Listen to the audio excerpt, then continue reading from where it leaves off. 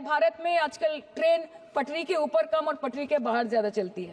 के मेरा प्यार मेरा इंतकाम देखेगी, मतलब वोट है तो नोट है, से तो झड़ते हैं उठाता है कोई कोई, वादे तो सभी करते हैं निभाता है कोई कोई। आपके उधार की वजह से हर हिंदुस्तानी पर 1.25 लाख का बोझ चढ़ गया। महंगाई एक अंतर्राष्ट्रीय समस्या है, तो विश्व गुरु विश्व बंधु इस अंतर्राष्ट्रीय समस्या का समाधान क्यों नहीं कर पा रहे? भरकर पैसा लेके जाता है और पॉकेट में आलू टमाटर प्याज लेके घर वापस आता है। टमाटर की कीमत 247% बढ़ गई, आलू की कीमत 180%, लहसुन 128% और तेल नमक आटा मैदा 18%। जनता आजकल इतनी भूखी है कि खाने को धोखा भी खा लेती है।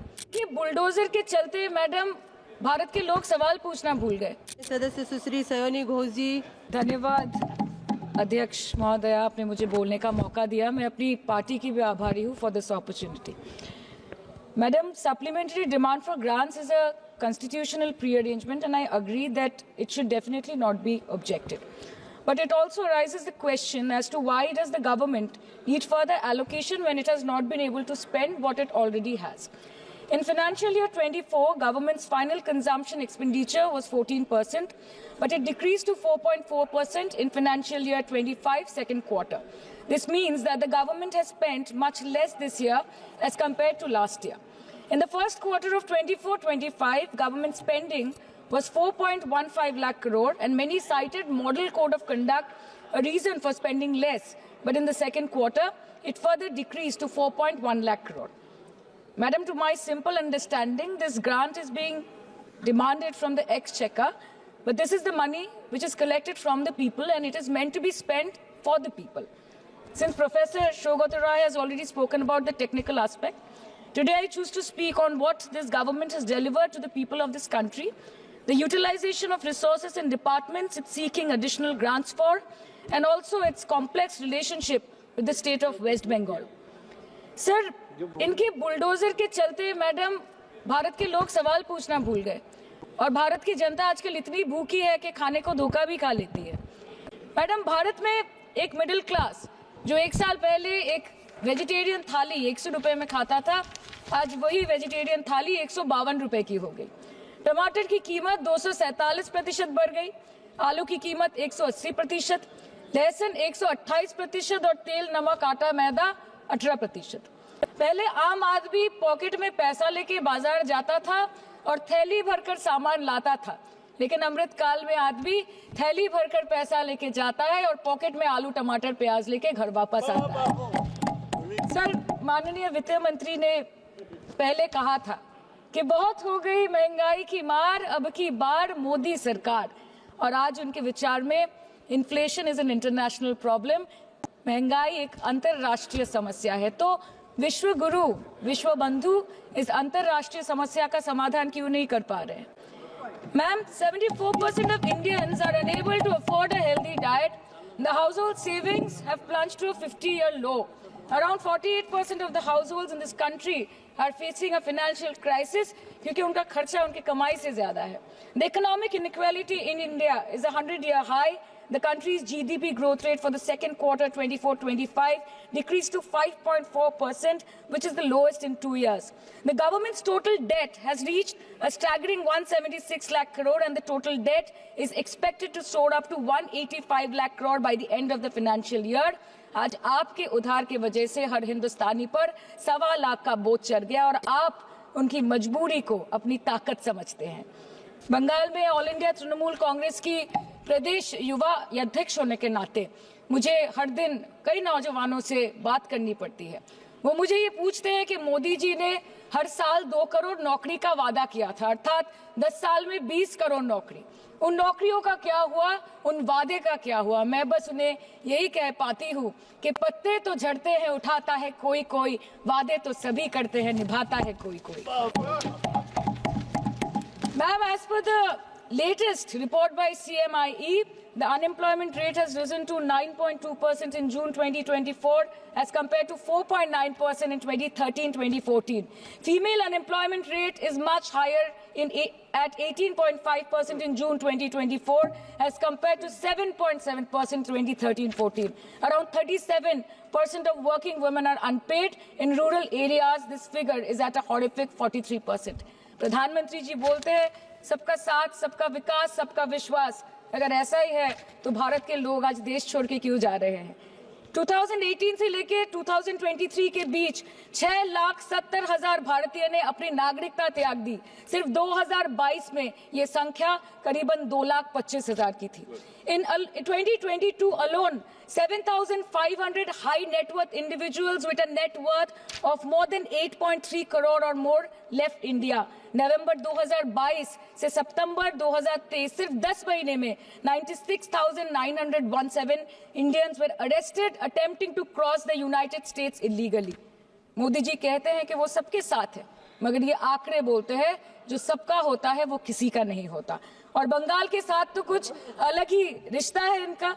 The relationship is that of quid pro quo. ठुकरा के मेरा प्यार मेरा इंतकाम देखेगी।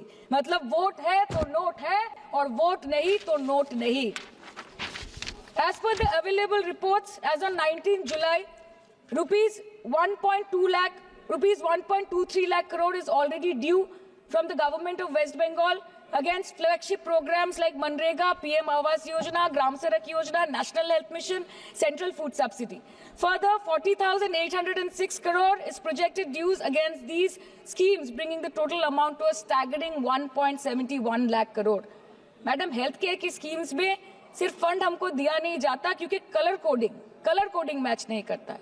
सो आप सबका साथ सबका विकास जो बोलते हैं, is it hinging on colour coding? आपको रंग पसंद नहीं तो आप बंगाल के लोगों को पैसा नहीं दोगे और फिर आप आके बोलते हो कि हम बंगाल में जीत क्यों नहीं पाते। Ma'am, this is the reason, this step motherly attitude, जिसके लिए बंगाल के लोग हर बार इनको बड़े बड़े रसगुल्ला खिलाकर वापस दिल्ली भेज देते हैं। Even after making several attempts to crush our aspirations and our economy, Bengal government stands tall and true towards the commitment towards its people. Bengal में सिर्फ दीदी है तो मुमकिन है। The West Bengal government started transferring money to the bank accounts of 21 lakh people who worked for 100-day scheme without receiving any payments from the central government for Manrega. Even before Ayushman Bharat, in Bengal, Shastra Shati, a cashless scheme was launched, providing treatment cost up to 5 lakh for per person belonging to any strata of the society. आज कलकत्ता के किसी आलिशान private hospital में जहां पे एक अमीर आदमी की चिकित्सा होती है, वही बगल वाले बेड में एक गरीब मजदूर, एक गरीब किसान की भी ट्रीटमेंट होती है। यही है ममता बनर्जी का विकास। और आपके अमृत काल में the cost of medical treatment has been doubled in the last 5 years। आप फार्मास्यूटिकल्स की सर आरजीकर पे बात ना बोले, आपकी सीबीआई पे अभी तक कुछ बोल नहीं पाए। हम लोगों ने जो, हमारी पुलिस ने जो बोला था, they are still sticking to that. So उसके बारे में मत बात करें, ठीक है? आप उत्तर प्रदेश के बारे में बात करें ना sir. Sir, medical inflation is at 14%। Regularly लिए जाने वाले दवाइयों की कीमत 50% बढ़ गई। आप सिविल एविएशन के लिए ग्रांट्स मांग रहे हैं। एक डोमेस्टिक फ्लाइट, उसकी राउंड ट्रिप की टिकट 20 से 30 हजार में बिक रही है। आम आदमी आज हवाई चप्पल पहन के हवाई जहाज नहीं चल रहा, आम आदमी हवाई चप्पल बेच के हवाई जहाज चल रहा है। You are demanding funds for education, but conveniently ignoring the fact that 11 lakh children have dropped out of school according to your own data. आज भारत में सिर्फ 47.51% स्कूलों के पास कंप्यूटर की फैसिलिटीज है और उसमें 33.9% के पास internet connection. In law and justice, you are not been able to provide legal aid to more than 1% of the eligible population. In public enterprises, 5.1 lakh public sector jobs have disappeared in the last 10 years. Railway में करीबन 2.5 lakh post बाकी हैं और उसमें से vacancy है in critical safety categories. नए भारत में आजकल ट्रेन पटरी के ऊपर कम और पटरी के बाहर ज्यादा चलती है। मुझे दुख लगता है इस सदन में ये कहते हुए मैडम कि मैंने अपने लोकसभा क्षेत्र जादवपुर लोकसभा क्षेत्र के लिए एक बारुईपुर कोबी सुभाष मेट्रो एक्सटेंशन की मांग की थी। मुझे डिपार्टमेंट से ये चिट्ठी मिली जिसमें उन्होंने लिखा है that this project is not economically viable and this project is unremunerative। तो आपको अगर सब जगह से पैसा चाहिए तो मुझे ये बात समझ में नहीं आती कि लोग खुद के लिए आपको वोट देते हैं कि आपके फायदे के लिए वोट देते हैं। मैं आपको इतना ही बोलना चाहती हूँ, दिस वाज द रीजन, अपने प्रॉफिट के लिए आज इन्होंने सीनियर सिटीजन का कंसेशन भी बंद कर दिया और सीना ठोक के ये बोलते हैं कि 2022-23 अर्थ वर्ष में हमने 15 करोड़ वरिष्ठ नागरिक से 2242 करोड़ कमाए। धन्यवाद माननीय सदस्य। मैं 2 बात और बोल के खत्म कर दूंगी कि लोकसभा पे खर्च करके क्या फायदा मैडम, जब यहाँ पे विपक्ष को बोलने का अधिकार ही ना हो। लोकसभा के लिए भी तो ग्रांट मांगा है ना मैम। और अभी सर बोल रहे थे कि बेटी बचाओ बेटी पढ़ाओ, तो 10 साल पहले मोदी जी ने लॉन्च किया था, लेकिन उसके 80% पैसे सिर्फ पब्लिसिटी और मार्केटिंग और एडवर्टाइजमेंट में खर्च कर दिए। आपके उत्तर प्रदेश, मध्य प्रदेश, राजस्थान में ना बेटी को पढ़ा पा रहे और ना बेटी को बचा पा रहे। बंगाल आए और देखिए कि ममता बनर्जी ने विधानसभा में अपराजिता एक्ट में बिल पास किया है, कन्याश्री किया है।